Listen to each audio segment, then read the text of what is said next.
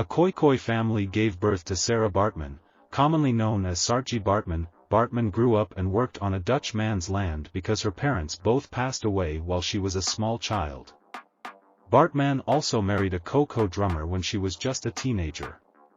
She met a dealer named Peter Seizes, who persuaded her to relocate to Cape Town.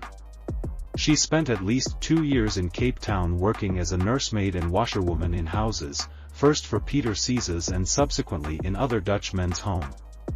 Finally, she relocated to work as a wet nurse at the home of Hendrik Seizes, Peter Seizes' brother, outside of Cape Town. In the Cape Slave Lodge, Hendrik Seizes met with Scottish military Dr. Alexander Dunlop. Dunlop advised that Sara move to Europe in order to gain money by showing herself. Dunlop ran a side company providing showmen in Britain with animal specimens. Dunlop convinced Sara to go to London with him for work.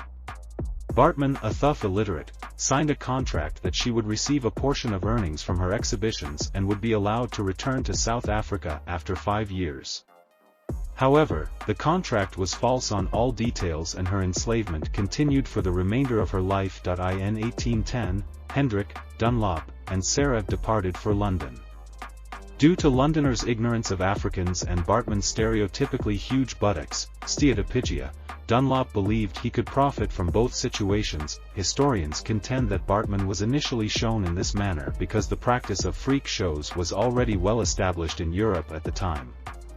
She never consented to being exposed nude, but she did become a target of erotic projection and scientific attention as well as recurrent racist bias. She came to be studied scientifically, though frequently with racist bias and romantic projection. Her positioning was that of the missing link between man and beast. A scandal was caused by her display in London just a few years after the 1807 Slave Trade Act, which ended the slave trade. For her release, the African Association, a British abolitionist group, ran a newspaper campaign. Hendrik Seizes objected, saying that Baartmann had a right to earn a living. In reaction to the protest being organized by British abolitionist Zachary Macaulay, she claimed that she was in fact not restrained, that she had not been sexually assaulted, and that she had traveled to London of her own free will. She didn't want to go back to her family either, and was fully aware that she was promised a portion of the proceeds. As a result, the case was dropped. The court trial's media coverage raised Baartmann's popularity as an exhibit. After spending 4 years in Britain, Baartmann was transported to France in September 1814 and sold to S. Rowe, an animal exhibitor. He exposed Baartmann to the public in and around Paris. French researchers wanted to know if she had the enlarged labia that earlier naturalists claimed to have seen in Khoisan at the Cape.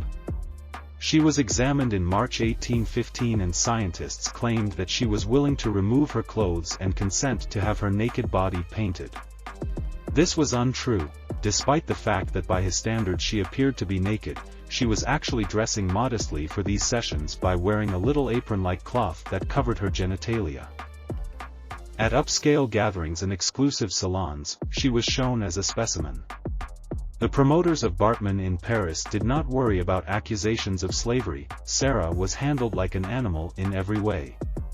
Some evidence points to the possibility that she once had a collar around her neck. In these exhibits, Baartmann was frequently exposed and occasionally groped while dangling in a cage on stage.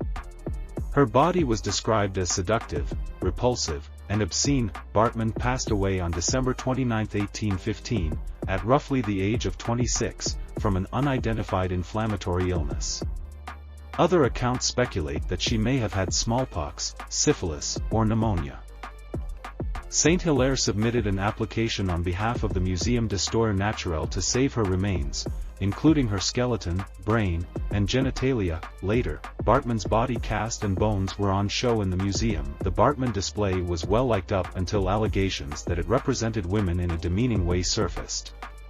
In 1974, the skeleton was taken out, and in 1976, the body was cast. President Nelson Mandela publicly asked France to return the remains after the African National Congress, ANC, won the 1994 general election in South Africa. France finally agreed to the request on March 6, 2002, following lengthy legal arguments and discussions in the French National Assembly. On May 6, 2002, her remains were returned to her native Gamtoes Valley, where they were interred on August 9, 2002.